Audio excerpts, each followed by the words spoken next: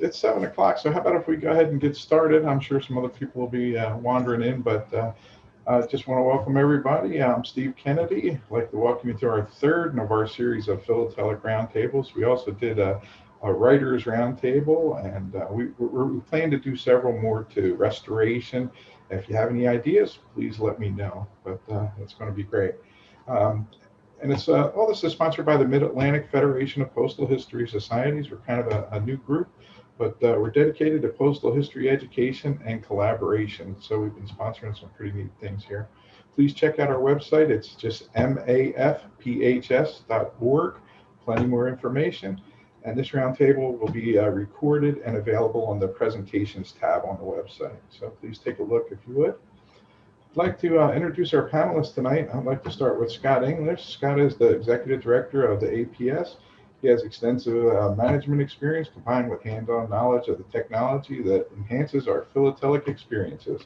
Please support the AAPS and the APRL by visiting when you can. As soon as they open, we'd all like to get there. We really appreciate the help and support that we receive from everyone that works there, from Scott on down. Everybody has been absolutely awesome to us. Dr. Charles Tacoma, lifelong philatelist, postal historian, and award-winning author. He's the president of the Philatelic Society of Lancaster County, president of Empire State Postal History Society, editor-in-chief of the USPCS Chairman's Chatter, life member of the Classic Society, and on the board of my group, the Pennsylvania Postal History Society. So he's a native New Yorker and resides in Lancaster with his wife Kathleen and two daughters, McKenna and Mia. And one of the main reasons we have Charlie for this is in the 2018 APS website award competition, 3 of the gold medals went to websites that Charlie developed, designed, and he continues to administer for the Philatelic Classic Society of Lancaster County, Empire State Postal History Society. And I'll give away a little secret. He also helps me with mine too. So at the Pennsylvania Postal History Society. So he's very busy and good at what he does. Martin Miller is the new editor of the Pennsylvania Postal History Society Journal, the historian, and several others. He's had experience working with the APS, the ATA, and the U.S. Stamp Society. He's helped create many digital and print books, events, and websites. He's also the founder of the Philatelic Press, which is a communications agency focusing on print, web, and virtual presentation tools for the philatelic community. If you have specific needs, we may not be able to go into the level of detail you need tonight. Please know that Martin is there at philatelicpress.com. He can help you in all kind of detail that we just, there's no way we can have enough time to get into the level that some people might need. So I'd like to welcome those guys, and I'd like to start off tonight with each panelist giving us their take on the technology challenges that philatelists and philatelic organizations face today. After each panelist provides their insights, if we can, we'd like to start back with Scott for more detail on and get us started on collaborative tools. So if you guys would like to, you can start with Scott. How about that? Our very special guest tonight, for sure. Thanks for being here. You're very kind. I just want to say that I am the piker compared to Charlie and Martin. Their level of knowledge is extensive, and I've worked with them on a lot of different things. The challenge that we've had, and this is something that I've talked about with the APS in terms of technology, is the hardest thing to overcome is a desire to use technology and a willingness to learn new skills. The audience that we deal with is a, by and large, traditional one. One of the things when I joined the APS, as many of you know, I barnstormed the country to get to know the membership. And when I would go and have these meetings and talk about the technology available to us, include, at your fingertips, literally on your phone, I'd have at least 2 or 3 members who would hold their flip phones up, telling me how dumb they were and how proud they were of it. I think times have changed, and given the challenge of the pandemic, we've seen many members adapt to technology that I years ago would have never expected to see, including Zoom meetings like this, where we've seen members who are, even in their 80s, who are willing to adapt because it allows them to stay connected when they're not able to go and meet in person. The question is going to be, to what degree is technology going to be utilized once the pandemic starts to move in the other direction. We're hearing today that the CDC, for instance, is now recommending that people who've been fully vaccinated are able to go to indoor and outdoor events without masks. We're starting to think that we're seeing the light at the end of the tunnel, and it's not, in fact, a train after all, but a glimmer of hope. Yes, that was for you, Bill. So the question is, what technology can we use or should we use? The good news is this, that the availability of what I consider to be low cost or free software, free applications is more readily available today than it ever has been. So part of it involves doing a little bit of what I call business analytics. This is basic level stuff, not high level stuff, getting to know what's available to you out there. The APS and certainly Charlie and Martin would be very good resources for you to tap into if you have specific questions about tools that can help you, your clubs, in order to be a more productive group of people, spend less time doing those things and more time on your stamp collecting, which we all know is the most important thing here. With that, I'll defer to my panel. I don't want to bloviate, so I'll stop it there, but look forward to the conversation tonight. And thank you all for being here. Do you want to go next? You say me, Steve? Sure. Okay. I've got to echo what Scott's saying. It's about a willingness to learn and a willingness to use the software and the tools once we've learned what's out there. Fear is a great limiter. And, part of it is we need individuals, and I'm looking at a screen full of them that are willing to take on, leadership, mentorship, encourager, evangelist roles to say, look, with technology for the hobby, we can do so much more than we could do before. We've been doing a class for ATA about making album pages, something, for anyone with basic technology understanding, is a fairly simple approach. But we've gone into, some level of detail, and the response has been, I never knew it could be that easy. And not just the idea of creating a page, but the idea of using software to accomplish things that we didn't think possible before. Scott alluded to that. Zoom has become a part of the philatelic conversation. What we've got to do is start making other technologies as integrated with what we say and do. We've got to overcome that fear. In some cases, it takes one person within a club or a study unit or whatever to say, look, here's something I'm doing. And I didn't have any clue what I was doing when I got started. I've seen, Scott, in those situations where people hold up that flip phone. What we've got to start doing is having those hold up that iPad or hold up that Surface and say, I never thought I would have owned one of these or that it would really mean anything to my life. But, I've sat down with an iPad and, demonstrated, look, it really is this easy. This isn't a commercial. We're here live and in person doing this. And the next thing you know, I'm getting files from people that, 2 weeks ago didn't know how to transfer a file, much less, how to find one on a computer or a tablet. So it's overcoming that fear and instilling within ourselves the confidence to say, this is one way to make the hobby better, more accessible, and to accomplish some of the things we need to do faster. So I know Charlie's shy, but we'll reserve a little time for him and throw it over to Charlie. Yeah, I'm really shy this evening. Listen again, Steve, thank you, Martin, Scott. It's again, I feel like I am again the tyro in this group. You guys have a heck of a lot more experience in this than I feel I do. But I would echo again, I want to thank you, Steve, and thank you to everybody for attending. I would echo what both Scott and Martin said too. And we've got to be a little bit more open and engaging. We've got to get out there, and this is a phased approach of how do you easily step into it and help and mentor. I like that both of us, I think, we're thinking the same way there. And we have turned this corner on technology. I think even pre-pandemic, pre-Zoom, individuals were using it at a different maybe level and maybe not diving in 100%. Everybody kind of could open up a Word document and type a couple words. We all know how to use a web browser because we all were on eBay or other places clicking and checking out and checking. So in one sense, I think most folks technically understand how to use the computer or the phone or the iPad that's in front of them.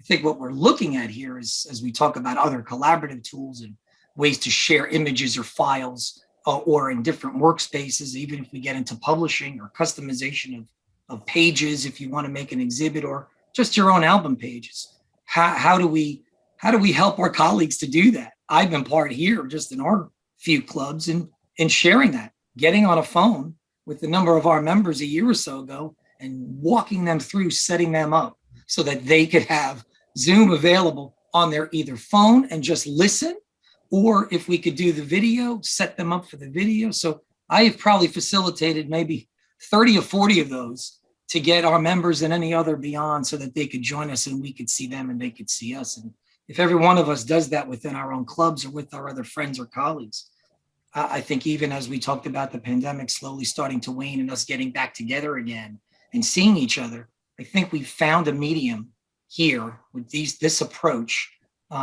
And I know we're going to keep doing that here in Lancaster.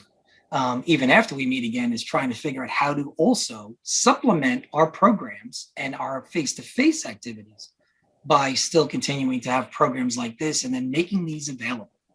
And so I think I'm echoing, I think, what we just started off with, and I know we're going to get into details of journals and newsletters and connections and different platforms that we can use. But I think a lot of us around this table and other friends of ours or collective friends have at some level had some experience with some interface.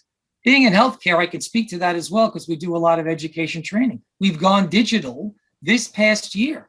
So a lot of other folks in a broad array of groups of demographics are starting to learn how to use these new technologies, whether it's an iPhone, a computer, or an iPad for various visits that we're doing by the hundreds of thousands. So we've seen amazing receptivity. And Martin, you said it, it is actually that easy.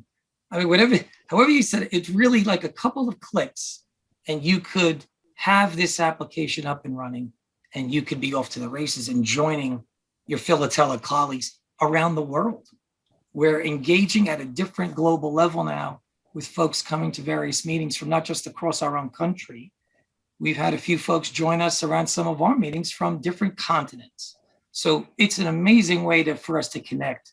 And I'm excited about where we're going to go. I think the opportunities are really open to us if we embrace them. So that I would stop there for my opening kind of comments, just to kind of get us thinking a little bit disruptively and dynamically to jump on into this this technology space. So Steve, I'll turn it back to you to kind of maybe go down the list that you have. Right, I appreciate it, guys. So one of the things I heard, and I see a lot of the people on this call, we are the volunteers. We are the guys that jump in and do this. So what I'd kind of like to do is talk about things on an individual level at some point, because just like Charlie said about his ride with people, everybody has mentors. Nobody in this hobby is working in a vacuum, too much to try and learn. So we need things on an individual basis, but we also need them on a club or society or organization basis too. So if you guys kind of just keep that in mind just a little bit and touch on both things, there's different ways to use them for both things. So we may have some favorite collaboration tools you want to share. A couple we mentioned were Microsoft Office 365, some online tools, Google Workspace, a couple different things. So Scott, if you'd like to start out maybe with some of your favorite things. So for us, one of the driving forces inside the APS is a tool that's available to any nonprofit out there at no cost. So we'll start with that, and that's Google Workspace. This is a tool that we have over the last 18 months really leveraged hard within the organization. I made a comment to a colleague the other day that while I was in a director's meeting on Zoom, I had submitted my column for the June AP, and the associate editor was in making changes, and I was editing it while I was on the Zoom call with her. So we literally got it knocked out in about 10 minutes, which saved a tremendous amount of time. I wasn't terribly distracted from the conversation of the meeting, but so that's how simple and easy it is. What Workspace is it's really the array of Google offerings, the applications And this is why I emphasize the importance of clubs. There are a number of reasons why clubs and affiliate organizations should go out and get their 501c3 status. It is not incredibly complicated. The most common question I get is, does the APS have a form? The answer is no. Here's the reason for that. The process, while not terribly complicated, is specialized to each organization. So it's unique to the organization that you are in the way that you're able to do it. My experience has been, and this has been wonderful, is that many attorneys are willing to give, we'll call it pro bono work, to give you some advice on the forms that you've got to fill out, what you need to do. And then really it takes a tenacious individual who's going to bird dog the IRS. I know everybody on this call would be surprised to learn that a bureaucracy might be hard to get things through, but occasionally they forget you and focus on other things. But it is a fairly simple process, but it does require an attorney's hands. The reason for that is, aside from the benefits that come with getting donations, both stamps and cash donations that are then tax deductible, it's also the benefits you get from using software. Many of the things that I talk about tonight in terms of applications, if you are a nonprofit, there is either favorable pricing or free pricing available for it. So Workspace is one of those examples. Google does provide for nonprofits Workspace that can be administered centrally, and you can provide a number of people within the your organization. So say, for instance, you wanted your editor and your officers of your club to be able to work together. You could do messaging, you could do video chat meetings, you can do Google Docs, Excel spreadsheets, you could review the budget. Simple as really sharing that document with as many people as you need to. And then you can have the comments, the edits, the corrections all in one place with a clear record of what needs to be done there.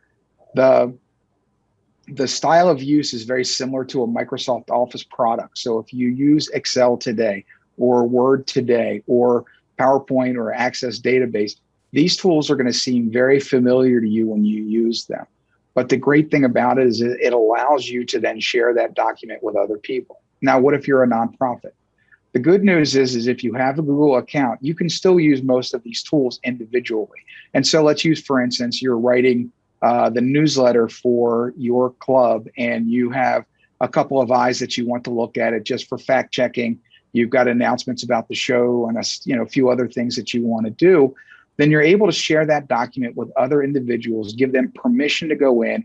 They can be an editor and go in there and make edits. They could be a reviewer and simply just be able to look at it and go, no, turns out you should have this date instead of that date. Or you can even allow them to make comments within the document itself. That's my favorite way of doing it, so that when that document is complete, you've got a full record of the conversation that it was included with it. I can't emphasize enough the value that comes with this, because again, we spend too much time sending documents to each other, and they're not able to edit them in real time. When you're using multiple editors or multiple inputs, it is really the best way to go about doing it, versus sending a Word document out to 12 people and then, aggregating all of those comments together and all of those edits together. And even people can make comments on the edits they make. So for me, in terms of what I call a basic foundational office style collaborative tool, I can't emphasize enough the importance of either Google alone or Workspace if you've got the nonprofit status. And if you haven't gotten it, I really would encourage clubs to do that. There are so many residual benefits that go with it. It's also another good thing. We use it for Pennsylvania also for storing our club documents, just as an archive. People say, hey, what happened last week, last year, 5 years ago? You can have all that stuff uploaded there, and that's really awesome. They give you a fairly large amount of space, once again, for free. So that's hard to beat, right? It just takes a little bit of learning to do that. Charlie, Steve, I'm sorry. Let me jump in real quick. One last thing. The point you just made is an excellent one. There are clubs that I attend where they do show and tell, for instance, or they have a presentation. When that is over with, they'll use a drive and they'll send that link out to the individual club members. So if they want to look at those images again, or if they want to see the presentation just in its raw form, they're able to do that. And it's a very simple way of getting that out there. Right, and it's also a good point. So if you upload a video to a website, it can be a little complicated for some people. Plus, it takes space. If you put your stuff over on Google Drive, it doesn't take space on your website. You may not have to pay as much for your site. Your hosting might be cheaper. So, one side you have free, and the other side becomes cheaper. It's pretty cool advantages there. So. Charlie, you want to go next? Talk a little bit about some collaboration? Yeah, I appreciate Scott's overview there, and I think in the business that Scott is running, that works really well. I think with the touch points that he has, but I think individual societies also can leverage Google, and we're a nonprofit. I mean, all of our societies are nonprofit that I sit around, Classics and Empire State and Lancaster as well. And I think I would echo that, Scott. That's really important to have that, because there's many other things that will afford you if you have that nonprofit status, educational, et cetera, and we do that across the board. And I do like Google Workspace, and I think we can talk about Microsoft 365, we can talk about Teams, because we've used that as well, and how we share version control of documents is important.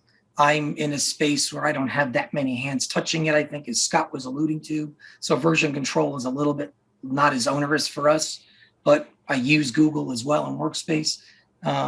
I think, even if you start out a little bit and you back up and you might not have access to all of those tools, even just the Word document with the review feature on is also very helpful to track changes and add comments, because you could still send it, right? And it would track all of those and who monitored them or who edited them. And then when you do get back still within that single document, you then, of course, still have the ability to review it all, accept all those changes, get all that input from multiple individuals, and then you have a final. So, I mean, that's if you're publishing, if you're doing a newsletter or a journal, I mean, just a myriad of ways to be able to save it. And there's alternatives to Word that we use in this space that are all comparable. All of these platforms all cross to each other. If it's not Word and Excel or PowerPoint, the other platforms have the similar docs that allow you to actually share these in this space. And at the end, we're almost all going to convert these to something like PDF or use some other design software. And they're all cross-transferable. What I did want to do before we go down this path too far is I wanted to answer. We had a chat, and I think, Bill, you asked that, did you not do it, about the desire to continue Zoom, which is picking up off of our last discussion because of the personal nature of it and because of the geographic reach. And that, we will get back to in-person meetings. You asked, what will we sort of do if we can combine the live meetings as well as the Zoom? We are absolutely looking to continue to do that. We've been doing bi-monthly meetings virtually, second Wednesday, fourth Wednesday for the past 14 months, ever since we closed down last February. And we started these, I think, last week of March or first in April.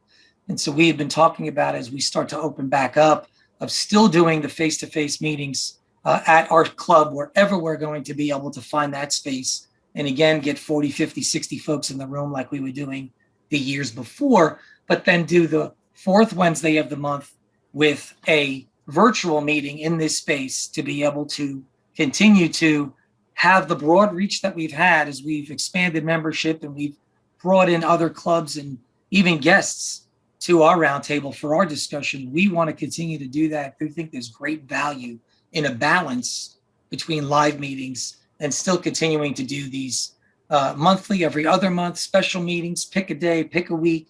And we've gotten a lot of feedback to continue to do that as well, because it allows us to touch such a more broader audience and bring them into the fold and share a very diverse array of topics, which I think has really been working out. It's just been great camaraderie around the table. So I want to at least acknowledge that's a great question. And we're going to continue to do that and then try to see if we could expand that. I'm hoping other societies, I know they will, continue to try to do the digital. And then, of course, we'll get back to in-person meetings and then, of course, in-person shows. So we know that's coming. So, Charlie, you have an interesting structure there because you meet twice a month. And what I'm hearing is that one will be physical and one will be Zoom. And my question is, if you wish to have a physical meeting and still permit people from away, that's a main term, from away to participate by Zoom, what's the mechanism that you can show the physical meeting and still have a Zoom connection to it? So we're looking and yeah, it's a great question because we're exploring the technology just to be able to live in the room, be able to set up a camera system to record and be able to do that and offer that. And if we can figure out how to do it and where to do it, we would be able to then do that live recording of that presentation in that room, and then have some individuals be able to see that.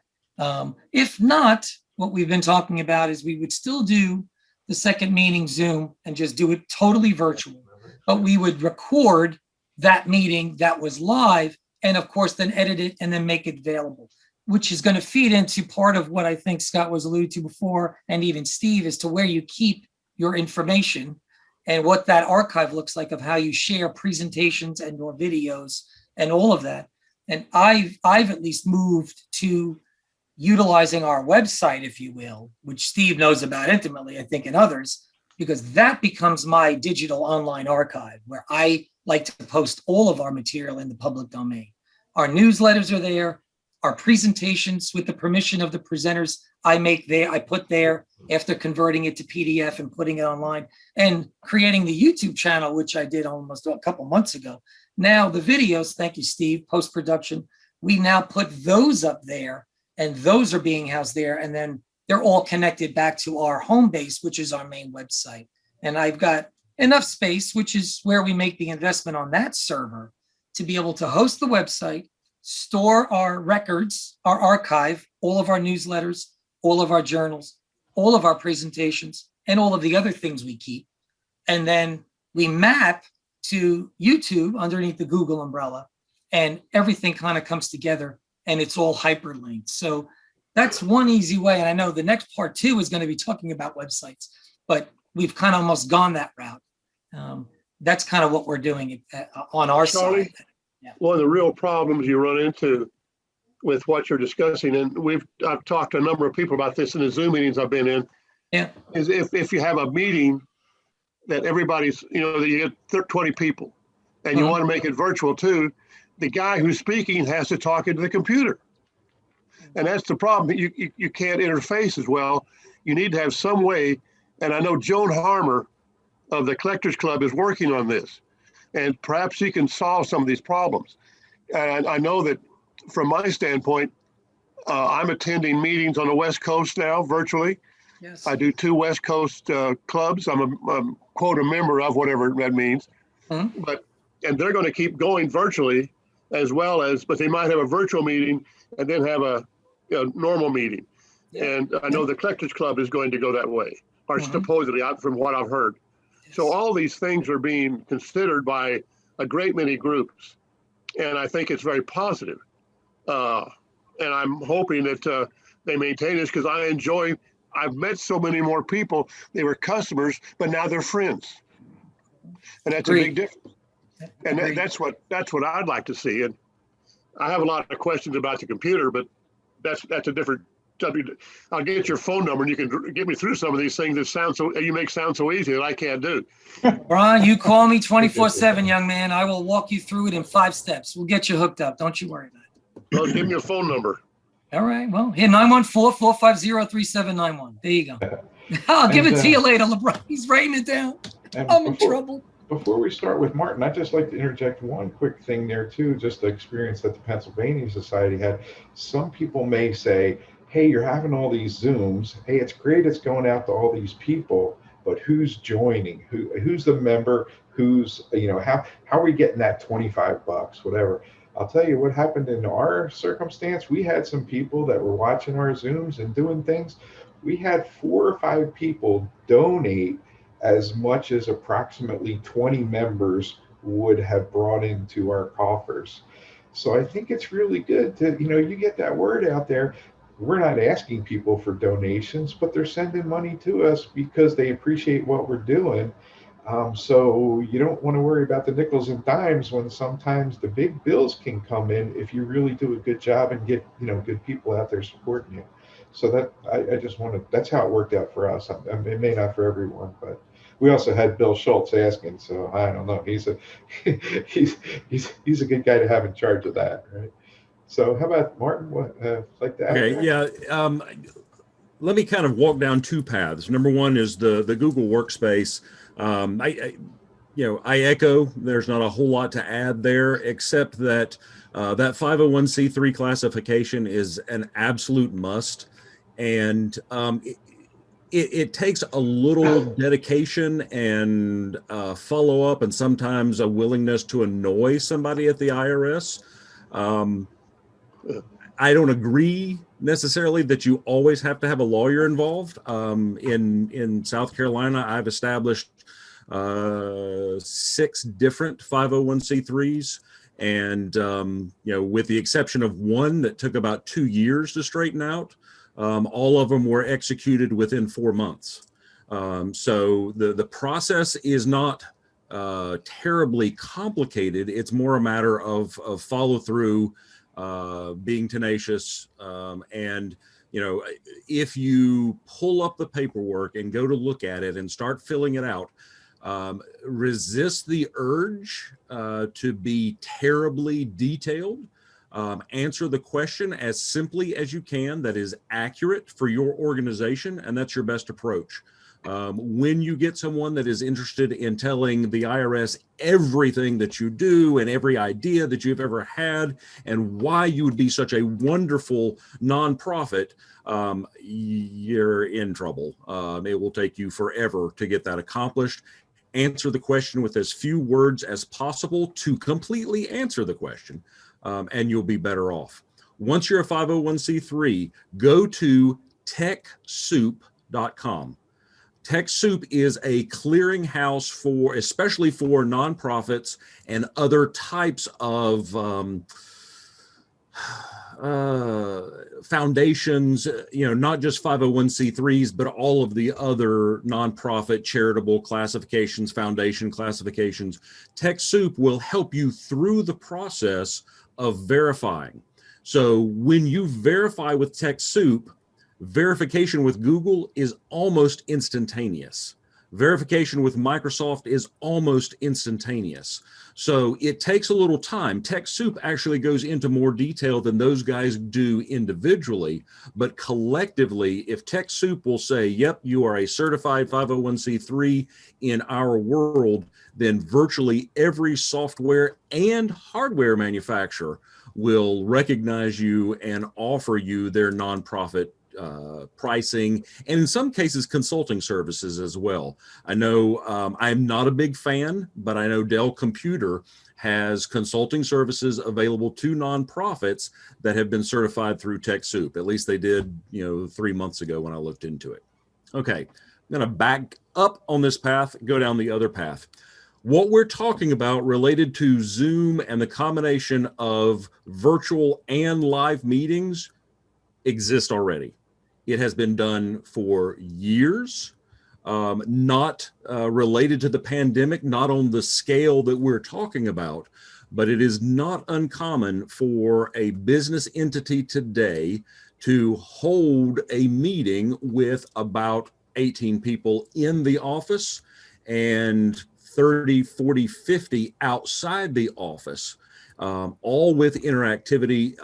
The consolidated name for this is live streamed meetings, and it is things like a combination of a live streaming tool, think about YouTube Live or Facebook Live, combined with some software and hardware that will accelerate the process so that you don't have to have your speaker sitting in front of a computer, literally a wireless mic clipped onto them, and a nice set will set you back about $124.98 because I just arrived from Amazon the other day. And what that will do is give you the ability to mic up anywhere from 2 to 6 people, and have them in the conversation, have them recorded, and then those that are remote have the ability to speak into their computer or their tablet or their phone. So it doesn't have to be reinvented. I've heard of a couple of organizations that are reinventing or exploring it. It exists, and it doesn't make sense to invest a lot of time trying to invent it. So when you think about, all right, yeah, we want to be in person, we want to be at stamp shows, we want to be at club meetings. The key is, to reach out to a resource and say, okay, we've got this, but through the pandemic, what about the guys in Australia? Or what about the guys on the West Coast who can't be here for the live? We don't want to exclude them. And that's how we're going to enrich the hobby. What Steve's talking about when he mentioned the fact that people have donated is ultimately the big word for us is engagement. If we can engage the audience, if we can engage a broader audience, but make it available to those who are used to sitting in the basement or the dungeon on a Zoom call on a regular basis, if we can engage them to come out to the live event, but not leave anybody behind, that's how we're going to grow the hobby. At first, we probably were all thinking about how are we going to survive this? And now it's a matter of, we have thrived. How do we carry this forward? The tools exist and they're already there. It's going to be an investment. One of the things I always say is, if we're going to do this, let's do it right. Let's not cobble together a few things that might work if, somebody holds the foil antenna up. Let's make sure that we put in place the resources. And then when it's mastered, tell everybody how you mastered it. My company just finished a project for a local church that wanted to do exactly that. Basically, in their congregation, everybody under about 45 was comfortable coming back to the building. They have a huge auditorium, but there was a lot of concern for everybody over 45 being able to attend and participate in the services of the congregation. So what they have in place now is a live streaming with a virtual interactive meeting that goes on every time their doors are open for services. So it exists already. And, we don't have to reinvent it. The other thing I would tell you is when you think about collaboration, make sure you define what that means. Scott defined what it means at the APS. And, when you look at your club or when you look at whatever the organization is, what do you need to accomplish? Because if the tool is overkill, you may have resistance to using it because there's too much there. I have been doing some beta testing with a new Dropbox tool that is, designed for collaboration. It is fantastic. It's going to be too much for a lot of people. But, what is the role of collaboration? Do you need to share files? Do you need to co-edit files? Some definition will go a long way to making it successful before you implement any tool. Well, one thing I'd like to add to that, I think, again, when Joan Harmer was talking, there is a device that's relatively inexpensive that will respond to voices. It's a camera that responds to a voice. And so like if you had a meeting with 8 people and someone said something, the camera would go on them. And this is perfect for a virtual show. And I don't know what it is. I mean, this is not my area, but I did hear this the other night at one of the talks they had. And it's something to explore, I think, especially in your business. Yes. And that is a rapidly approaching tool. They're not terribly expensive. Those are a little bit costly. But if anybody, and I know Scott is, so we're kindred spirits in this. If you're an Apple enthusiast, 3 weeks ago, Apple did, one of their annual meetings. And in talking about their new iPad, there's a technology where when you are on a virtual meeting and the iPad either detects another person or picks up another voice, it will change the angle of the camera to bring more people into focus. Yeah. It will also follow people as they move. One of my problems as a live speaker is I can't stand still. So I'm really excited about a technology that will follow me as I wander around a stage, and I look forward to that being a little more accessible. But you're right. It's a matter of finding the technology that will make sure your live meeting's inclusive for everyone that's there. Well, in 3 years, it'll probably be very common. True. As things are. Well, thanks for the input on that. And just so everybody knows, when we put this video up on YouTube because of Dave Plunkett's cat, we're going to get 1 million hits. You guys are all going to be like YouTube famous. So, anyway, but so speaking of that kind of stuff, I have imaging on here too. Software that we use. Sometimes I know I open up, you find a different kind of software and you look at all the stuff there, and all you wanted to do was crop an image, and there's like, I'll use Martin's thing, Adobe, and all these buttons and bells and whistles, and like you say, the overkill thing. Maybe we can talk about some simpler things, maybe some more advanced things. But software, how you store images, we all have stuff that, we would like our stamps, our covers, we'd like to, to preserve those, and how we would use them, and also scanners. Because I think sometimes they're, most people are using them now, and the resolution and the different settings and the things you do. If you guys can maybe touch on that, that would be awesome. If we could maybe go back to Scott a little bit. And also one thing, I know Martin's you're an Apple guy, right? You're an Apple. I don't know if you other guys use Windows or something, but maybe we have both perspectives too, because I think I'm an Apple guy personally, but obviously for business, we somehow crossed over to the other side. But that's just what we do, obviously. But I'm an Apple personally. I'm all Apple all day long, but I'm on a Dell right now because I'm on my work laptop. So I got to live in both spaces. And nowadays, not as it was 20, 25 years ago, where they would not talk to each other, right? Yeah. Well, this is just, everything is cross-platform. Everything is shareable. Right, the OS is the GUIs. It all looks the same. It feels the same. So you can work between the two. A JPEG is a JPEG that gets shared, right, gets opened. You open it up in PowerPoint. You want to edit it separately in Photoshop, you could, but if you don't have it, you can drop any image into PowerPoint and crop it and adjust it and pivot it and turn it. So you don't even need the other imaging process softwares if you just had the three basics. If you had even Word, Excel, and PowerPoint, or any of your three processors. So a lot of these are all cross-platform. There is no limitation with respect to the software. At least I'll just throw that out there, and then I'll pass it to Scott if he wants to add anything from his end as well. Thanks. I am also an Apple guy, as I sit here on my MacBook with my iPad open next to me for a writer screen as I talk with my AirPod, wearing my Apple Watch and my iPhone. So, and I've got my iMac on the way. So for the office, but but Charlie's right. 20 years ago that made a bigger difference than it does today. There's a lot of crossover capabilities. No one would ever know I'm an Apple user solely just because of the products that I use. Now, Apple does have its own specialty software on the OS, but for my purposes, between Google Workspace and 365, I use that. No one would be any the wiser that I was a Mac user versus being something else. I don't want to derail on the Zoom conversation, but I do think that's something we should come back to, because I can tell you that there are clubs doing it today.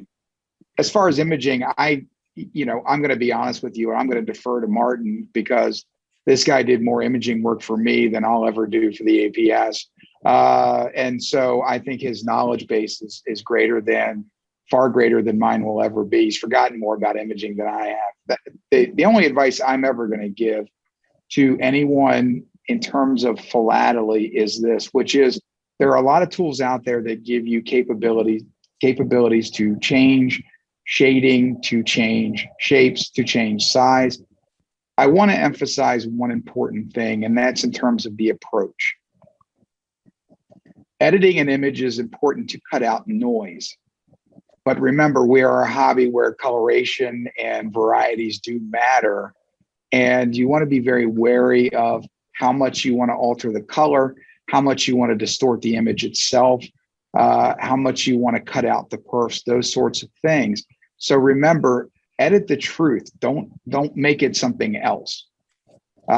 Stick to what it is, because that's a quintessential, very critical point when it comes to representing philately in imaging.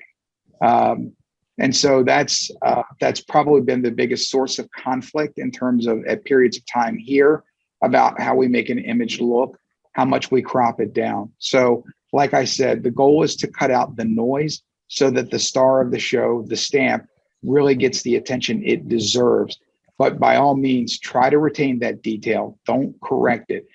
In every other world that you can use imaging software, correcting and cleaning and straightening things out is really the objective. But in philately, we live for the imperfections.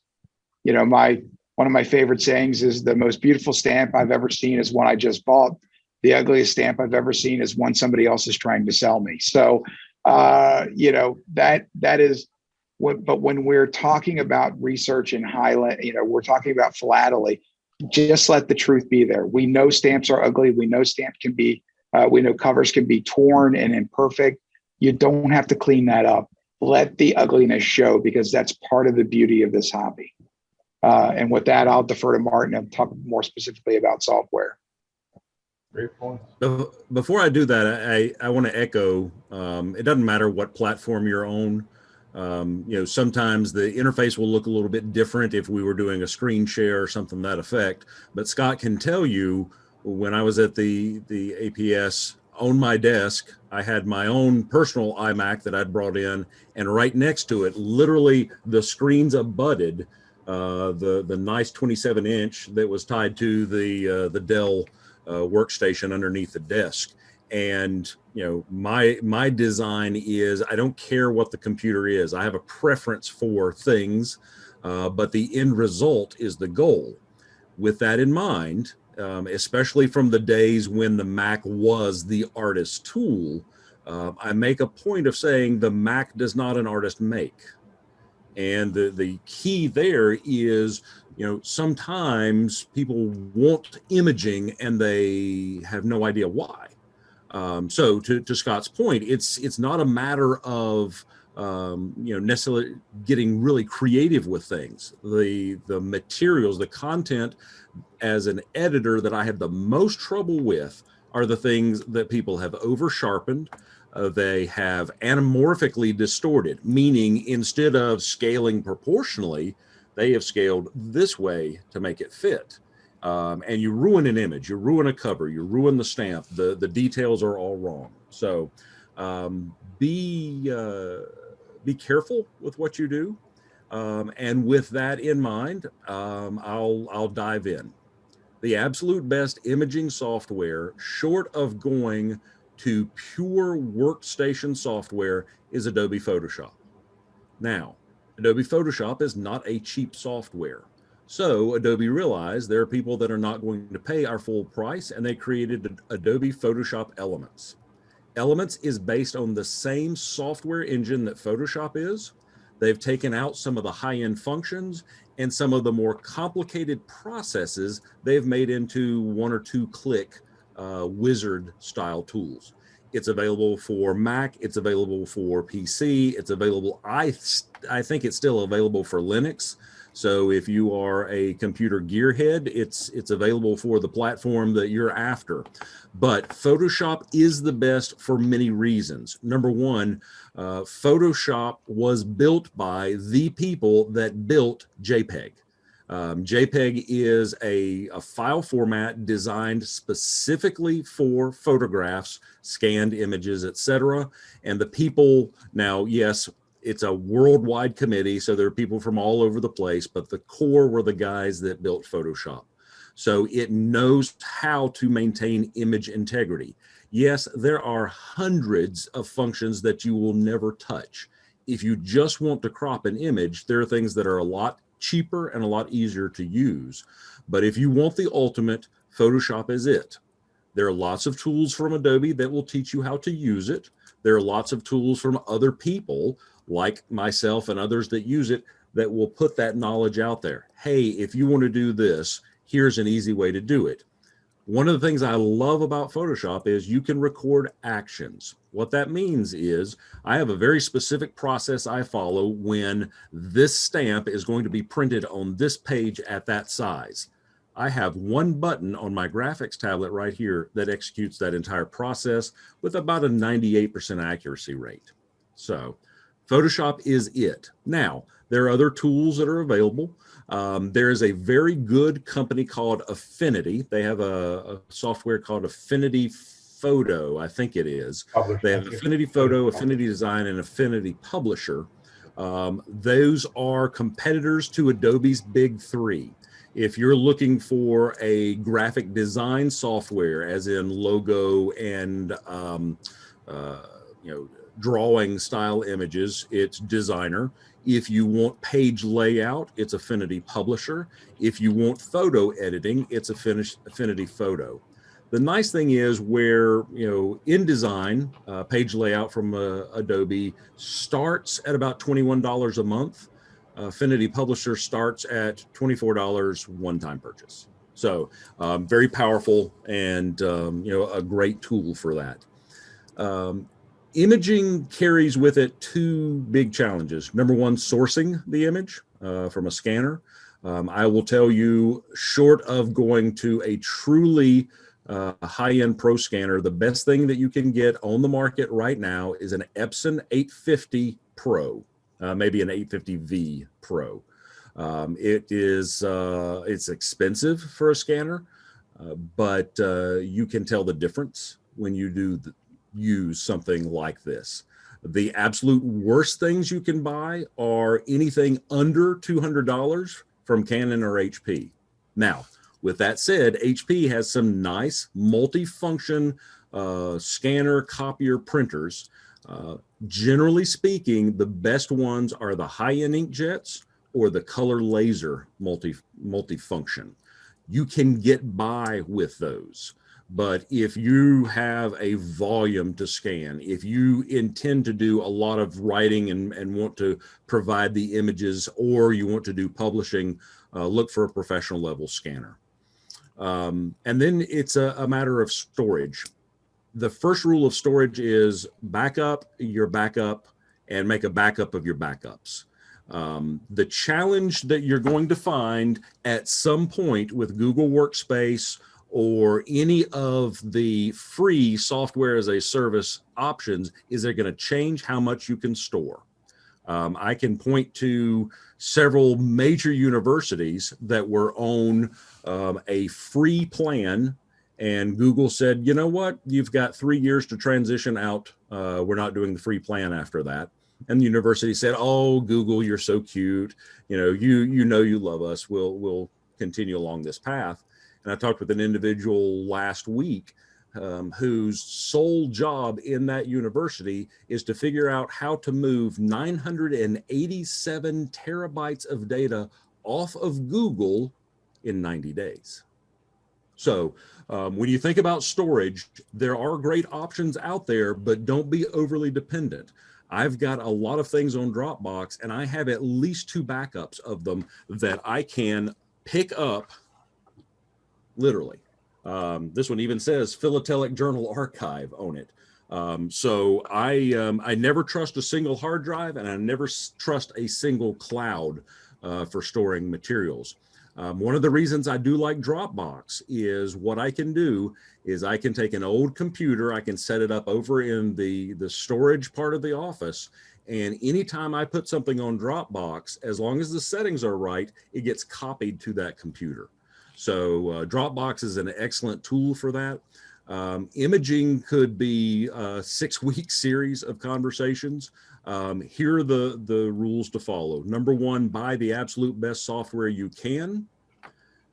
Don't trust the online editing tools that just want your email to allow you to use the function.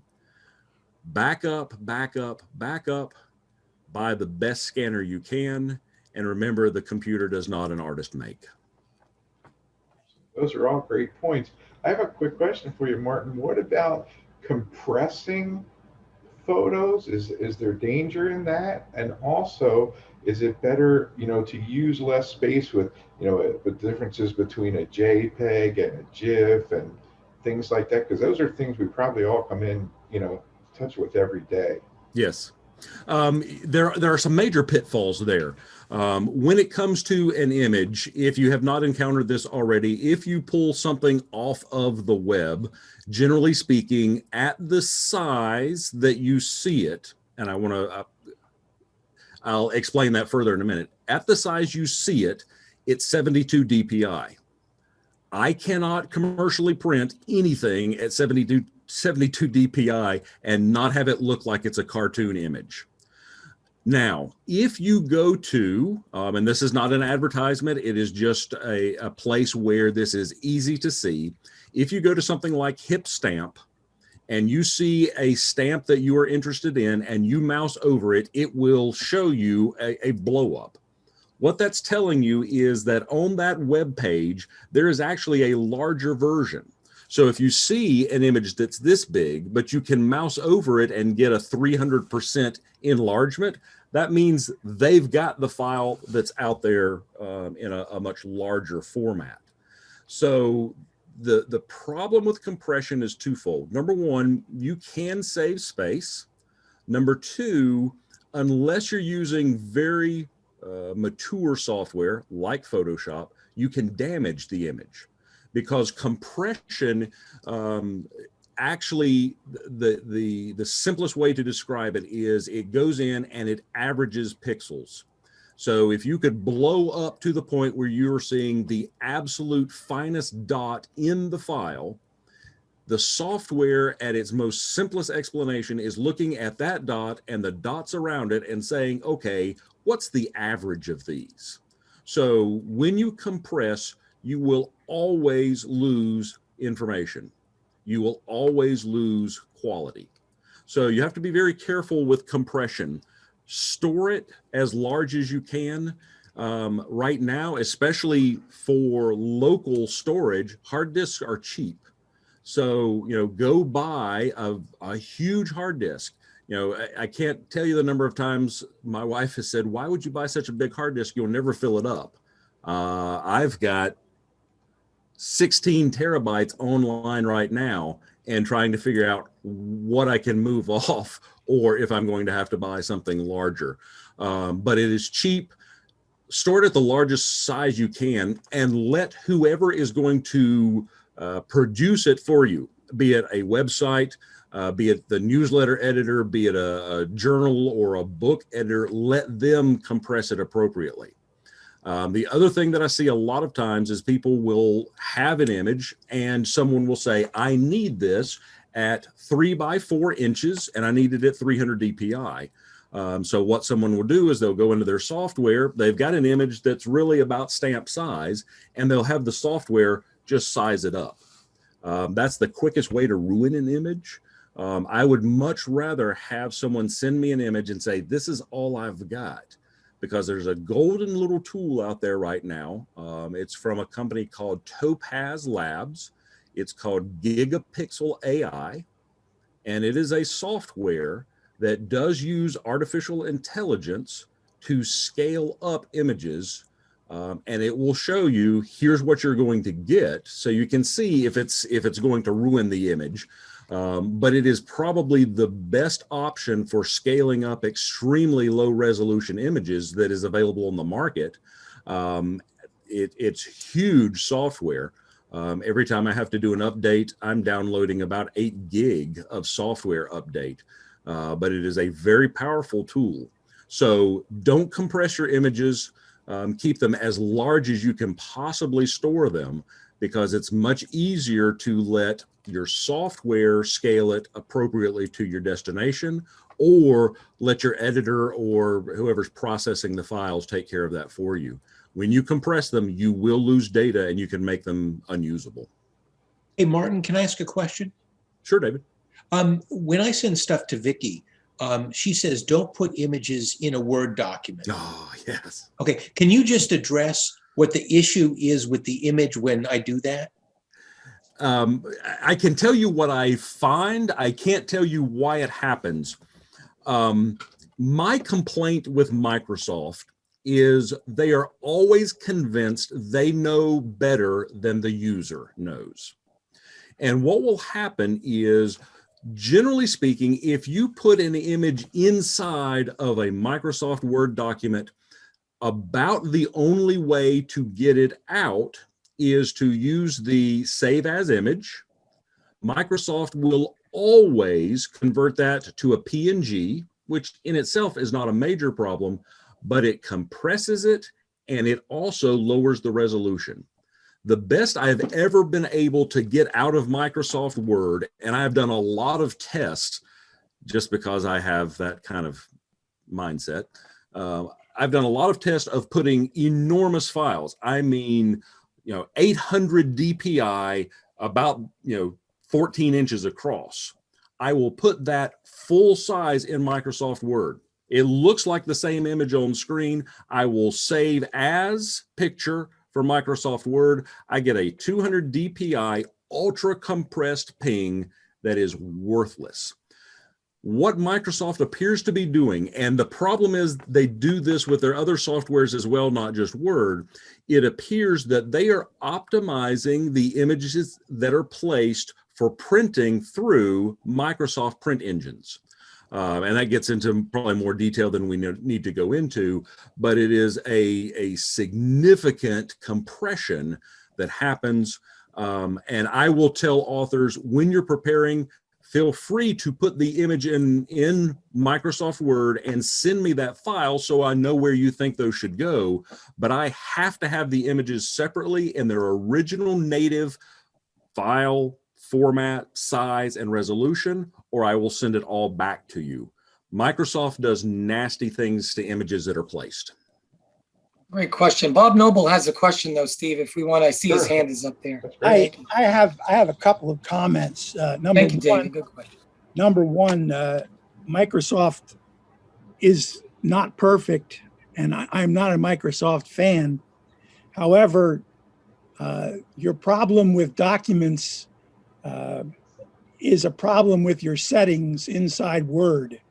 They do make it very difficult to figure these things out, but it is possible for you to get the kind of resolution that you want from Word.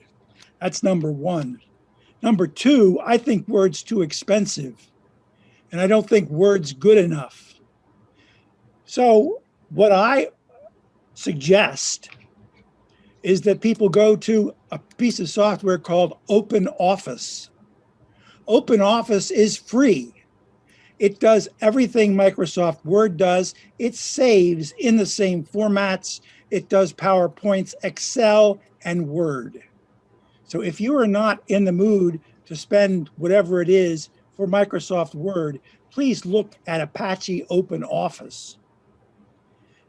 Number three, the scanner thing, if you get a scanner that's capable of a certain amount of resolution, I think you will be satisfied with just about any of them, but not the $200 one, as he said. I would also add that personally, I have found that the scanner software itself is probably the most useful thing if you have it.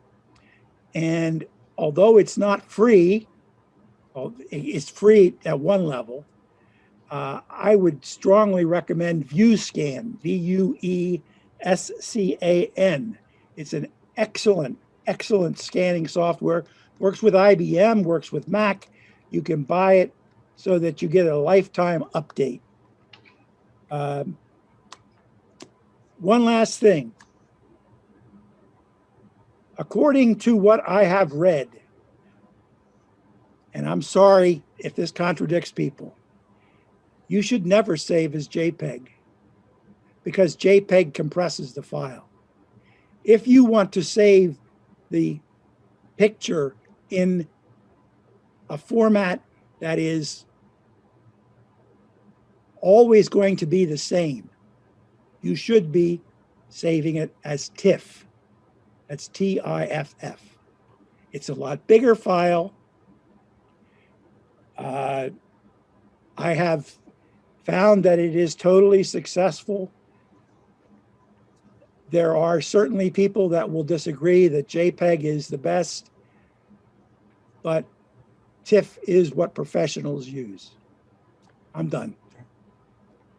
All right. Thanks, Bob. We appreciate that. I'm sure there's a lot of different personal preferences and things. And one thing I would like to do after we're done with this roundtable tonight and possibly the next one is send out an email, capture some notes and things like that. And, you know, we can discuss some more things at the next one and take a little time at the end to do that. So, Charlie, did you have anything else to add for the imaging? You want me to follow Bob Noble? Are you crazy? I mean, I'm excellent. TIFF software. Yeah, well, I think, so Martin, I think, touched upon really a lot of great points with respect to software. I mean, I've been a Photoshop person since, I think, Noel, and I know who created it. Noel is his first name when you open it up is there, and he's a friend of my brother and mine. I would go way back. So it's funny that it's a small world there, and that's kind of the software. And that's also the software that's made it into, you know, into a lot of the high-end software was first used in the movie industry to start some of that early manipulation. And you're right, though, Martin, we don't use a lot of the layering and all of that just all of those other pieces and functions.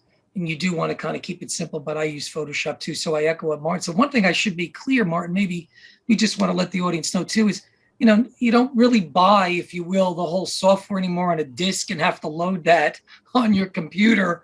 These are in the cloud. You get a subscription monthly, right? It is, you can just very simply communicate with whatever that software is, you know, and get a package, a bundle, or the individual program that you would want, and you then get access it through, you know, your computer. So I don't know if we wanted to make that distinction, Mark, because that has also evolved as well, where, you know, your computer, you know, many of them don't even have a slot to put in a DVD or a drive anymore. And so the other piece is, you know, you mentioned storage, very important, backup, solid state. I use a combination, like Martin said, of backing up, and a lot of the systems and most of your computers have that automatic backup at 2, 3 in the morning or live when you're doing it, to make sure you're doing the backups. And I, again, use backups with my cloud too. I don't trust one for all the websites that we have. Multiple servers, multiple backups for our own documents, our own society archives, my own images and data and archives. I've saved in multiple formats, but I echo the Photoshop side of it too. And I also alluded to earlier, which I think we talked about too, is for some very simple, straightforward, you know, manipulations of your image even in your presentation, if you're creating, because we haven't even gotten to that too. And a lot of us in this mode are putting presentations together. Not all of us produce journals or newsletters, right? Or those kinds of tomes. And so for some of what we're presenting too, we at some point, maybe here, even in the next meeting, should even talk about, like I said earlier, you could open up PowerPoint or any of those software suites and you could drop your image in that you've scanned at a good resolution. And even within that application like PowerPoint, you don't have to do a lot of manipulation in Photoshop. And I agree, don't mess with the image. Scott, you said it earlier. You gotta usually default settings, by the way, right? I think, Martin, you might agree. Default settings are default for a reason, because it's probably optimal to the scanner, right? And to be able to capture that high res at the 300 DPI or 600 DPI if you want it higher, and to then save it. Just save it. Just don't muck with it. Sharpen it. There's all sorts of filters you can go down a rabbit hole with, and start to change with brightness and contrast and RGB levels. And you just don't want to go and do that or manipulate it, right? You want to capture it in as pure of a light as you can and use that scanner. And then that image is what you really want to show front and back. And so I think Martin really covered the storage. He covered the Photoshop and the manipulation, the way to, you know, save it as well. And so for me too, being an author and saving and scanning, wanting to scan and save my own stamps and or covers, to do it as natural as possible on a scanner, save it as a JPEG or a TIFF. I've lived in both spaces. I've saved it. And then also putting together, you know, the chat or anything else that we publish. I follow some of the same exact rules, Martin, that you said too. You're definitely more advanced with respect to the amount of years you've been doing it and then the software you've been exposed to. But I live in the same space of Word, PowerPoint, Adobe Photoshop. And I spent more money on the scanner. It's a worthwhile investment. I would agree with you. That is something in this hobby, having a really good scanner is really important. to be able to get the best quality image. Yeah, you know, it's in the book on the shelf behind me, and I could always go back and pull it out, but you know what? At some point I might not have it, and it might you want to try to make that digital archive a really good digital archive representation of what you have. Your stamps, your covers, even if you have exhibit pages, whatever, just to have that record. And it will fill up space. It's amazing how quickly, I hear you, Martin, you get to a terabyte without even thinking about it. But as you said, storage, solid state storage is really inexpensive nowadays. To have a standalone external drive or solid state storage, or even if you have a website or you're a society and you have a cloud, wherever you're storing, whether it's Google or Dropbox, I agree with the Dropbox. It's affordable within your budget to pick a program that's going to fit your need to be able to meet it. You might imagine the Philatelic Classic Society has a completely different level of storage with the volume of what we have than, let's say, even the Philatelic Society of Lancaster County. But you know, I'm always assessing that because I'm putting a lot of information online and sharing it. So we do want to make sure we have that buffer in there for storage. But I keep copy. I think I three backup copies, Martin. I'll echo that. So for all of us at whatever level you're scanning and saving, whether it's your own pages, your newsletters, your journals, your stamps and covers, you know, save them, you know, as the best quality that you can, unmanipulated. Because you might one day write an article, and you might want to send it to Martin or me or other editors that are here, and you just don't want to have, you know, and you might not have it anymore. You might not find. You at least have it saved as best as you can. So good software and a good scanner and good backup. Those are, I would echo those three, like I think you said, Martin and Scott, earlier. So, you know, one nuance on that backup aspect is, you know, if your organization has a dedicated editor, don't let that editor be the only source for that information. You know, because, you know, every now and then somebody wins the lottery and they disappear to Bali. So you don't want to be in a situation where you have to, you know, try to find who has access to that stuff that he was doing. And, you know, how do we reconstruct this now? You know, Steve and I have worked out a situation where the moment the Pennsylvania historian drops to the printer, all of those files drop to the Google Drive. So that, you know, if I make it to Bald Head Island and don't come back, then, you know, Steve's got access and can hand it off to Charlie or whomever and continue to run. So, you know, don't rely on one person to be the source unless they've told you exactly how you get to it after they're gone. And just to jump in on that, I'm probably going to depart a little bit with Charlie and Martin about solid state backup. I can say that because I have 2 hard drives that I'm trying to figure out how exactly I'm going to recover the information because of the damage that's been done to them. And for the reason that Martin just outlined, I was going to bring this up, which is one of the hardest experiences that I've had to deal with is trying to assist affiliates and clubs where an editor has passed away or is becoming incapacitated in some way. My bias is always towards cloud storage. Let me tell you this, though. Pay for it. Don't go cheap. Don't get it for free. Pay for it. It is not expensive. The amount of cloud storage that I have available to me through Apple, which is where I use the bulk of my cloud storage, it is a ridiculously low price.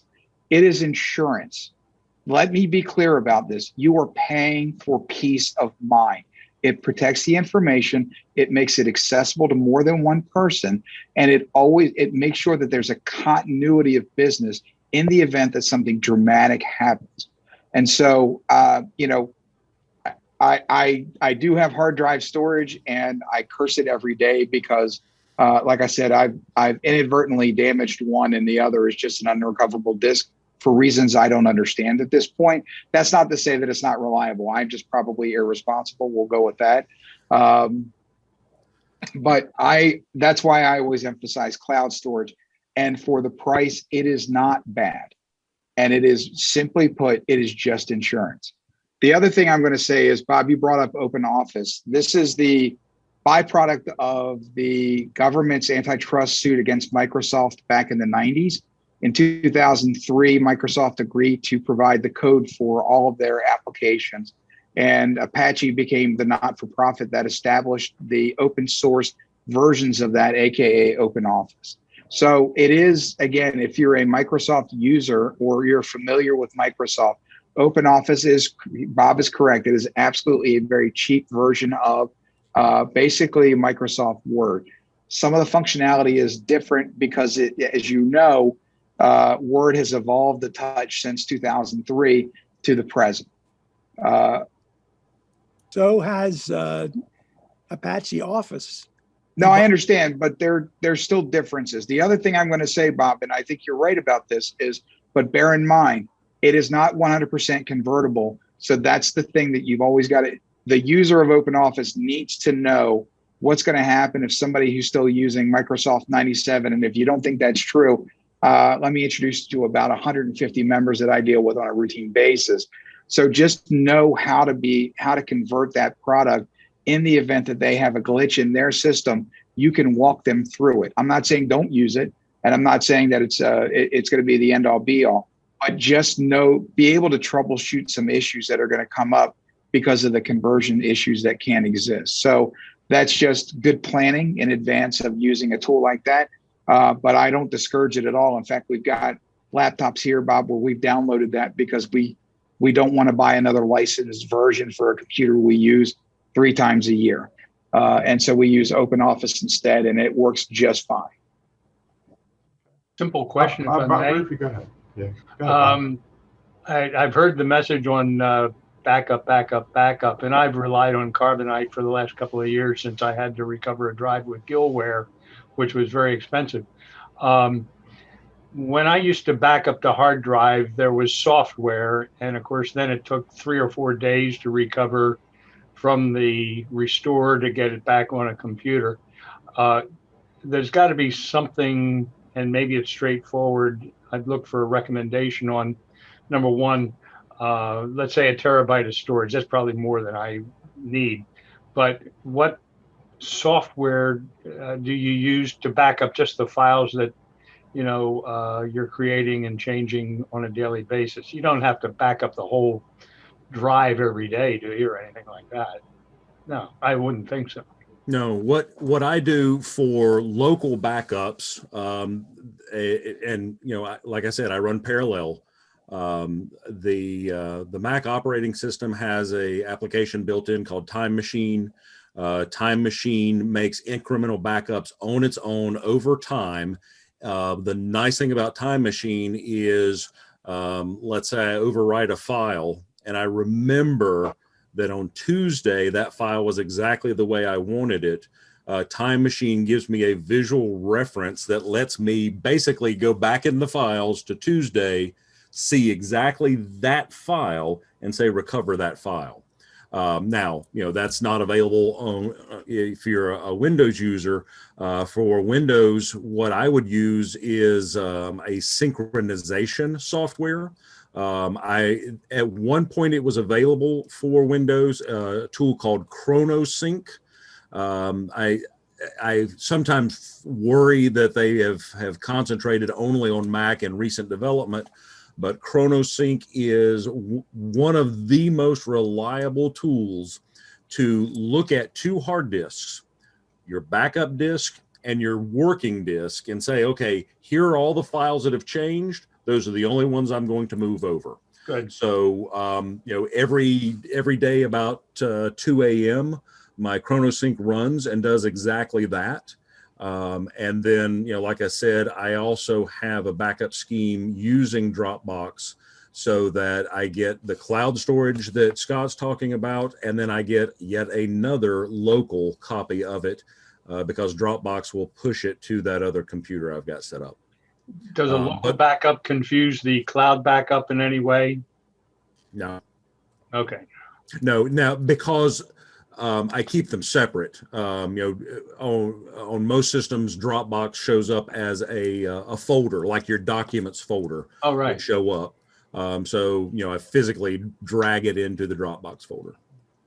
I have also used Dropbox or done Time Machine and I have done the cloud backup. And on top of that, I have added another software, which I'm wound up paying for, called Backblaze.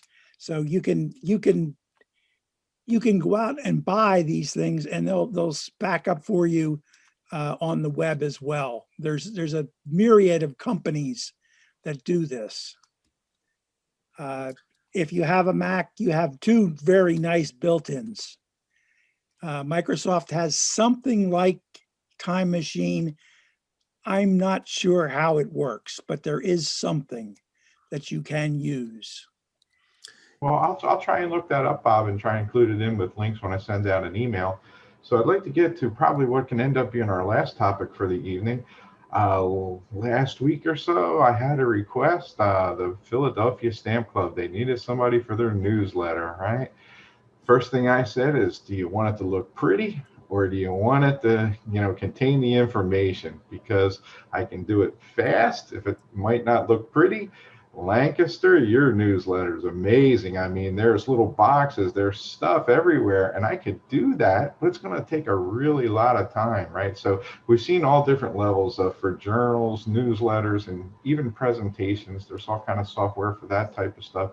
So there's some personal things, that you may want to capture some of your philatelic stuff, but also the journals and newsletters. Obviously, we're not here to figure out how to do a journal, but some of the formatting stuff, like Martin, you were talking about with Office, products and Microsoft Word in particular. It's like, man, I see a box over here. There's a box over here. How do I get them to line up? And I just said, hey, forget it. I can do this in 20 minutes if I just make it like a regular Word doc, go line after line, throw a couple pictures in, and they were happy. So I have to have somebody to do it, right? Obviously, I'd like to do a better job. So if you guys could maybe talk about that a little of that would be awesome.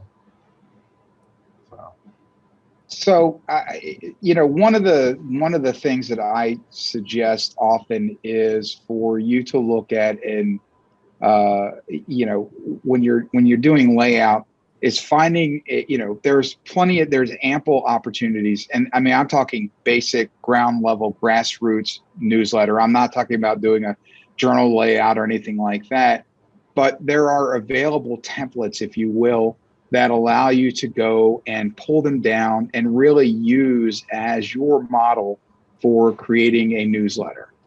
Can I take a minute and break a little bit of news for this group here?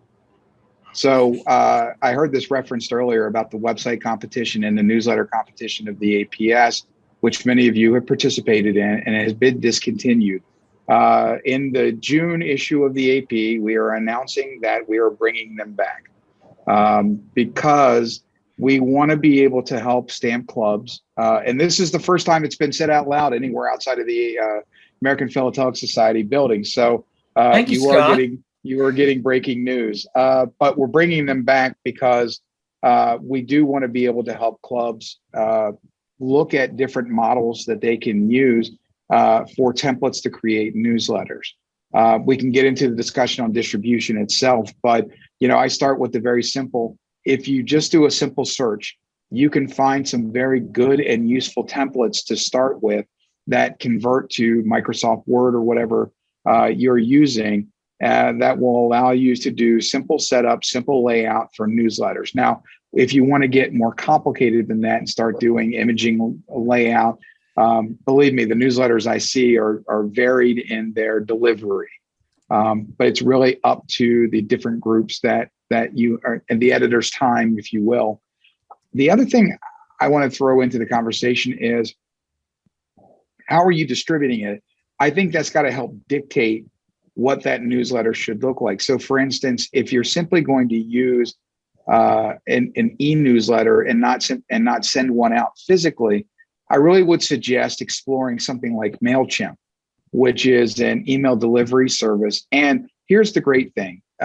If you send less than 1,000 emails a month, you can get a free account. And there's a little bit of a learning curve, but there is in philately too. So I always remind people, you learned how to collect stamps, for crying out loud. You can learn this too.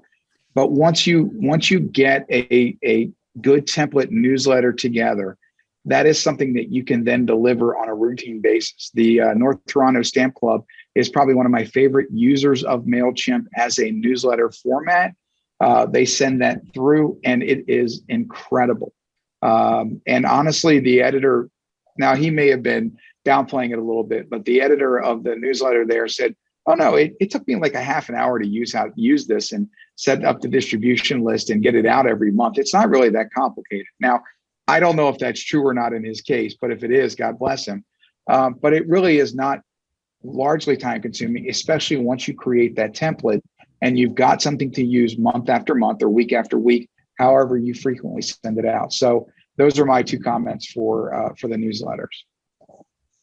Those are really awesome. That's great. How about we'll go to Charlie next? I know, like I said, I wanted to throw kudos at the Lancaster letter. I always look forward to that one because I give kudos to Paul Peterson because Paul's the one that's doing the newsletter and he does a great job. And it's evolved over the years since he took it over from a couple of pages to, 4 to 6 pages of just chock full of it. Because it's the society's archive, right? It's what's going on at the time and what went on and what's going to go on. And so, and I see other folks on here that just started out. I mean, we can go back to and you're right, Scott, with whether you're in Word or whatever processing software you have to create a newsletter. There are templates that are available and easily downloadable. You can see what another is doing, but the most important thing is to do it. And I'm looking at Scott for Lebanon County Club, who didn't have a newsletter, quote, who literally took a Word document, opened it up brand new, and typed at the top, right, Lebanon County Club, and started to document. Here's who we are. Here's what we're doing. I think you had 1 column to start. Then you went to 2. Then you put a footer. Then you put page numbers. Then you gave it an issue. And you simply started out for your club and your society, just at least documenting with a little bit of vignettes and stories, right? And that was how you then got into it. And here you are a couple years in, and you're now representing your club and your society for your membership. And now they have something that's tangible. And you will then over time evolve to whether it's something that we've done, that Paul has here, whether it's the bulletin we put out at the Empire State, or it's the chairman's chatter, which is a little bit more of beyond the newsletter, right? A couple pages, but it's still the same. It's still the bulletin. It's still membership, news for members of awards and meetings and a president's message and a little bit about the society and maybe spotlighting a couple of your members and a couple vignettes. And that's what you want to do to represent your club and your society and what your members want to see and what they want to read. And they'd like to know who's speaking in a month. They like to know what show is coming, right? And so that's kind of, I think, the way to jump into it for your club and society, even if you have one and you don't, or you're thinking about doing it, is to start at least documenting the current state of who you are, why you exist, trying to engage your membership and putting something out. And you will very quickly over time, if you look at a few of the other templates that are out there, you will land on a style and a template that works for you. But the biggest thing is to communicate and to share. And that's why we're here to do that. And then to pull other folks in as well. And I think that's the exciting thing, just to piggyback off what you said, Scott, as well, and grabbing templates, documenting and pushing it out. And I know Martin is going to tell us about the next tier up about, how else to do. But I think for me, the most important thing is sharing that information and then pushing it out. And nowadays we do it a few different ways because it is digital. It's saved to a PDF. We put it on the website. We do mail it out to our membership, and then we know it gets spread from there. And then we physically also do mail a few copies by regular mail that get put into a few envelopes, and we also push it out. So we live in a space where, at least at the Philatelic side of Lancaster County, we have 3 modalities by which we put it out there. But then I always have a copy on the web. It is going to always be up there in the cloud, and it's all accessible because then that's our history of the society, which folks then can always go back to. And I also now become a little clearinghouse. We talk about sharing. I host on our website 4 other societies in the region by creating a web page for them. And their newsletters and their pages are there for Reading and for Lebanon County and for the Postcard Club and for the Gathering and for the Capital City. So that we're any way to continue to promote and also co-brand and market and share each other's newsletters is great for our hobby. And so I want to also just push that out too, because I think that's a big piece of why we are here and why we have to exist to do that. That's really good advice. And I'd like to point out one other thing that Charlie talked about, but didn't maybe specifically mention, is workflow. I find myself, putting out a fire, putting out a fire, putting out a fire. I know at some point, doing these newsletters and journal different things, I have to start writing things down and saying, don't forget to send the email. Don't forget to post it to YouTube. Don't forget to, you send out stuff before the Zoom, and then you send a thank you out after the Zoom. And one thing, and Scott, if you'll tell Heidi about this, I don't, the little spiel that I read there, obviously that's not off the top of my head. She's awesome at that. She will, give the introduction. She'll do things in between. And then at the end, thank you for being here, promote for the APS. That's not stuff you do off the top of your head, right? That's stuff, write it down and scroll, have two monitors, or like you said, an iPad on the side, and it kind of sounds a lot better than somebody just making stuff up. So that workflow is really important also. And I'm sure Martin could talk a little bit about that. And if you could touch on Affinity Publisher just a little bit, I think that's kind of like the next level tool, maybe from some of the templates we're talking about before we get into the full blown, the really good stuff. Yeah, and I want to echo what Scott and Charlie said. All of this is about access. It's about access to what we're doing, what the club is doing, what's coming up next, what's going on, what's available, and ultimately, by education, I'm a designer. I want things to be as gorgeous as possible. I want my authors to look like the most brilliant people on the planet, but the key is to make sure that those with an interest, with a desire, with an intellectual curiosity have access to the information. So if the first iteration is ugly, so be it. If the information is out there, then somebody will step up and say, hey, do you need some help with this? So, part of it is to realize, there's a software aspect, there's a template aspect, but there's a human aspect that we've got to explore, because maybe the bottom line, maybe the footer of that first newsletter is, if anybody else can and wants to do this, please step up, because it's easy to assume that you're the only one. Part of the problem, and Scott can probably tell incredible stories about the fundraising thing. The first aspect is to make the ask. If you need help, you've got to say, hey, would you do this? And then, on the flip side, if you've never done it before and there's nobody else, there's some power in being the first. Hey, Martin. Yeah. I'm sorry. Did you finish your thought? Yes. Okay. When I'm doing an introduction to exhibiting, like a summer session course, and I'm talking to people about how they can marry images and borders and text, I use Publisher. And when that Office suite was put out with every computer, made a lot of sense. I said, it's got an easy learning curve. It's like using Word or like using PowerPoint, but it marries them up nicely. And so when I make my exhibits, I do them in Publisher first, and then I just kind of put the cover on top of the image and I'm done. And that way I'm able to put it up on my website and that sort of thing. The problem is now that's not an easy thing to get Publisher now, unless you want to be buying a monthly subscription. And what I ended up doing, I bought a laptop recently for work, and I wanted to put Office on it, and I didn't want to throw another $1 on top of the big pile at Microsoft. So I went on eBay and I bought a sealed copy of 2016 Yes. For $75. So I got my number, and I see Scott going like so I mean, I got what I need. I don't need anything super fancy. Can you tell us whether or not the Affinity product, the Affinity Publisher, is fairly similar to that? When I'm talking to people about doing first time exhibiting, should I be sending them to Affinity if I believe that Publisher is the way that people should do exhibits?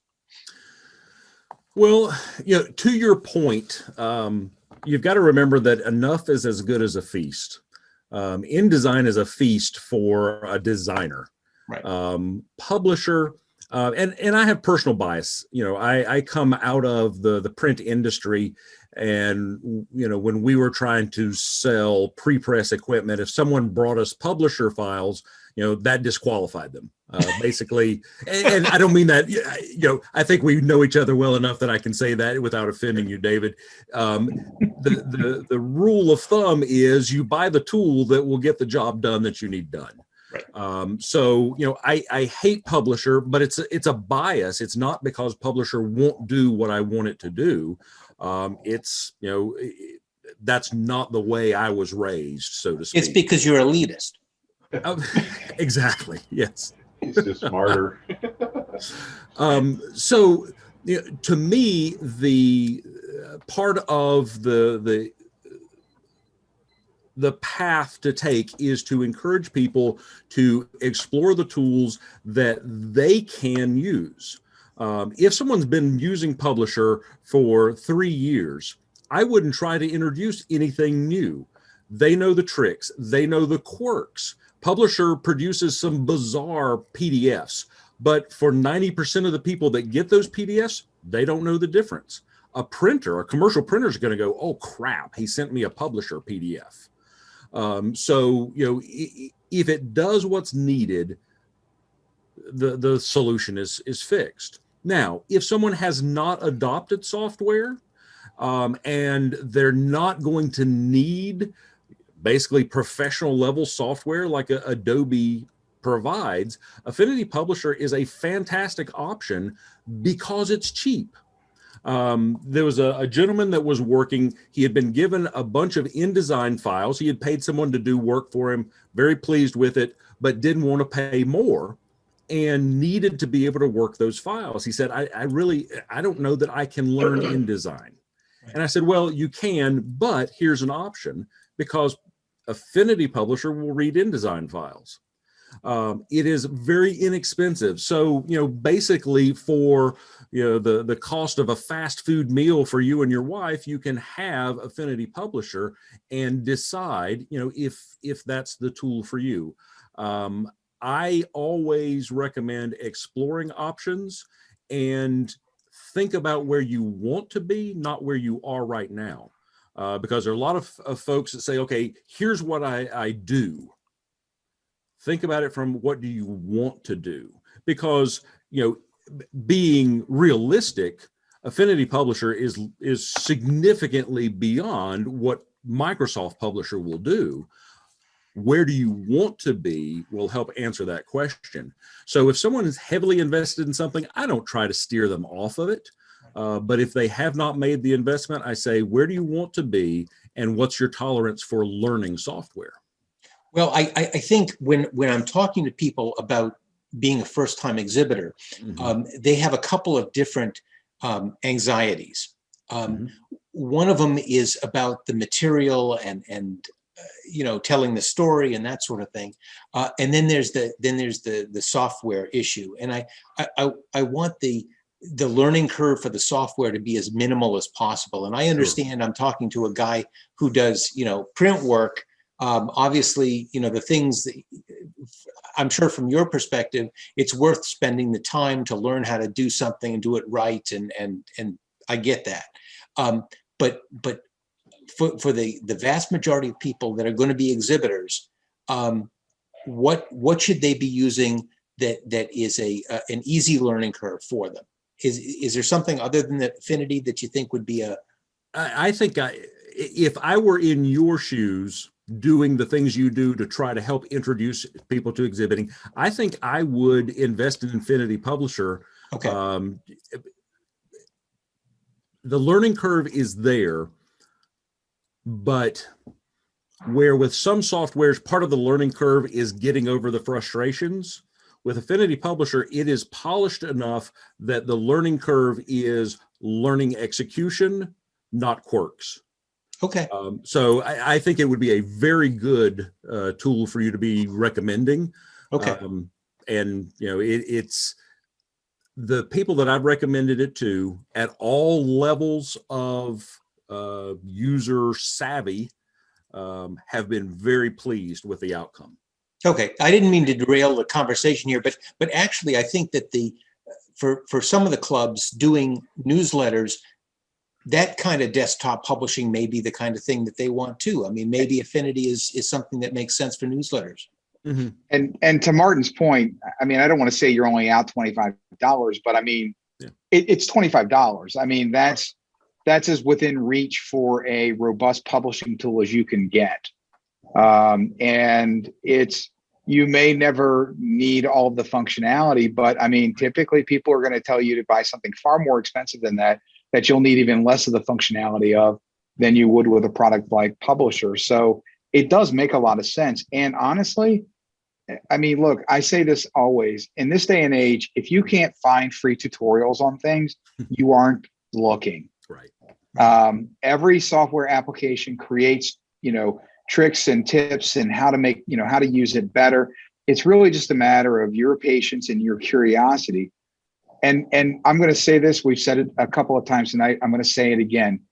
Don't be afraid to make a mistake. Right. The beauty thing is that every software is designed to fix our own inability to use the software. So the good news is what you break, you can fix again. Yes. Absolutely. So be adventurous and be willing to take risks. It will be okay. Okay. I really appreciate everybody providing input, and I'd like to maybe open it up for questions now, if we could, if anybody has anything to discuss that we haven't talked about, or any other issues. Any of these packages come with people to help you? Well, we're working 24/7. I don't need more technology. I need more hours in the day. Well, but Bob, I mean, I hear your point, but let me say this, because I get the pushback on technology and new applications all the time. If you're doing this right, you'll get those hours back. In fact, you won't know why it took you so long to do the things that you're going to do with this. It can save you time.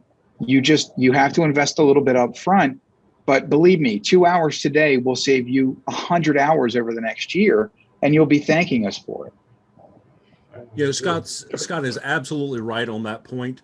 I recently made an investment in some hardware software combination, because I'm at that. I need more hours in the day. And, the feedback I got at home was, you're going to spend that for this. I got back a significant amount of time because literally I push a button and things happen. But it took time to set up. It took time to investigate it. But, it's a matter of implementing technology. Technology for technology's sake is a deep black hole. But for the purpose of productivity, there's some real value there. Right. It sounds like I must be the neophyte in the group, because I have the equipment to do it, but I don't know how to do it. And this is the challenge I have. It's getting the best out of the software I have. I've appreciated hearing about all this software that's available, but if you don't know how to use it, it doesn't do you much good. And that's the problem. I don't know whether anyone else has this problem or not, but I can use a computer to a certain extent, but I don't have the ability to get out of it all of it I could. And whether anyone else has that problem or not, I don't know. Well, I'm sure a lot of people try do. YouTube.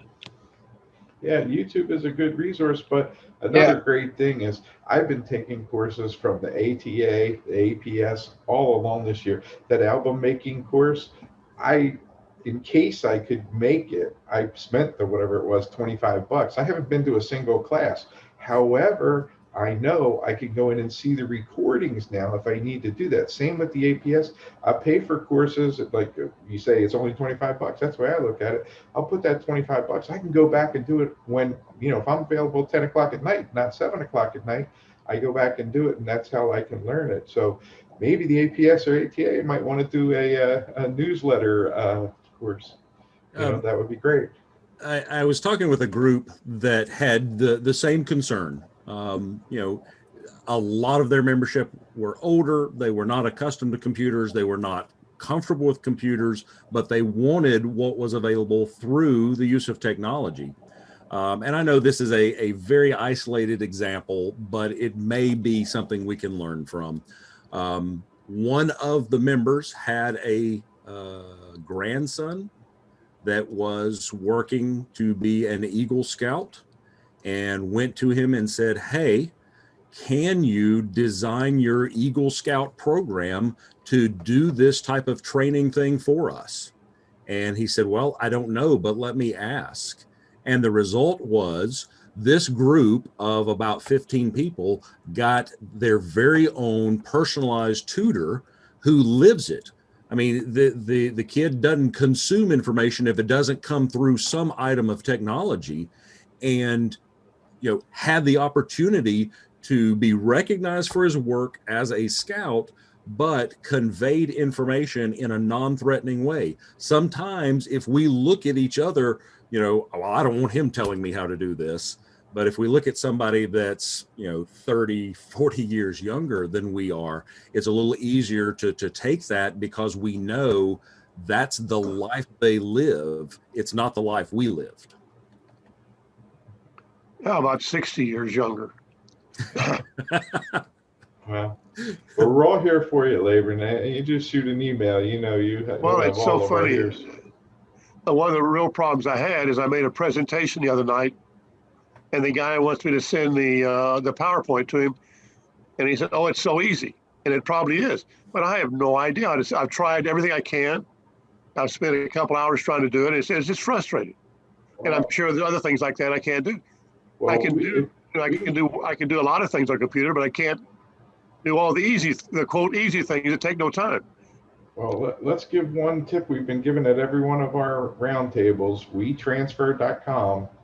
That's the way to go. And if you have difficulty with WeTransfer.com, please get me anytime during the day, and I'd be more than happy to help you do that. I have a pro version of it, and I can show you how to do it. I can share my screen, do a Zoom. I'll make sure you can do it. It used to be Dropbox, and now WeTransfer is just run circles around them. You're speaking French to me again, Bob. we'll get you taken care of. I'm with Steve. I'm a big WeTransfer advocate. It has made my life so much easier. The challenge is that we haven't shared with these young folks that once we learn it, we forget it and have to relearn it. Yeah, I did that I make all these PowerPoint presentations. I got to relearn it every time I do it. Well, we'll talk a little bit more about file sharing next time too. And Martin even mentioned last time another really cool thing, and you guys should really look at this, bubblup.com, BUBLUP.com. Very, very cool, because you can file share with that. Plus you can also make a roll, which is like a website, and it's really cool. We'll talk about that next time though. Any other questions before we close up? All right, I have to thank Heidi again. I've had my stuff written down. I'd like to thank everyone for attending tonight, and I'd like to invite you all for part 2 of our Technology Roundtable on Thursday, May 27th at 7 p.m. We'll continue our conversation, add a few more interesting topics like the website and possibly video editing software, talk a little about social media tools, and also something that's been really near and dear to my heart is club management applications. All these things you say you spend a lot of time on, there's software out there. You can make it cost effective to help manage your club with email software, with checking account, with all different stuff. So we'll talk about some of that. So please look for your email invite and share it with anyone that you think might be interesting. Really appreciate your time, and hope everybody has a great evening. Thanks everyone. Great to see everybody tonight. Thank you. Have a great night. Take care. Enjoyed it. See you all next time. Video will be available tomorrow.